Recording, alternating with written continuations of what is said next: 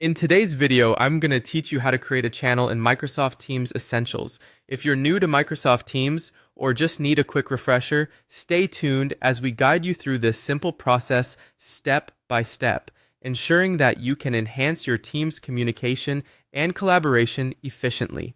To begin, you'll first need to open your Microsoft Teams app. You can do this on your desktop or any mobile device where the app is installed. Once you've opened the app, take a look at the left sidebar. Here, you'll see a variety of options, but today we're focusing on the Teams section. Go ahead and click on Teams. This will open up your list of available teams, showcasing all the groups and projects you are part of. Next, you'll need to locate the specific team where you'd like to add the new channel. If you have multiple teams, you might need to scroll through your list to find the right one. Once you've found it, look closely under the team name. You'll see an option that says Plus Add Channel. Clicking this will prompt you to start creating a new channel specifically for that team. Now it's time to give your channel a name. The name you choose should be descriptive and relevant to the purpose of this channel, making it easy for your team members to identify its purpose. Perhaps it's for a particular project, department, or even a regular team meeting.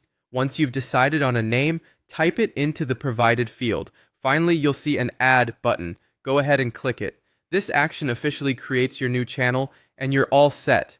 Your channel will now appear under the selected team, and team members can start using it to share files, communicate, and collaborate on tasks immediately. And there you have it, a straightforward way to create a channel in Microsoft Teams Essentials. This capability not only helps in organizing conversations and files, but also in boosting productivity and keeping everyone aligned. Remember, the clarity and organization in naming and structuring your channels can make a significant impact on how efficiently your team operates within Microsoft Teams. Thanks for watching, and if you found this guide helpful, feel free to like, share, or comment with any questions you might have. Stay connected for more straightforward tutorials that improve your digital teamwork experience.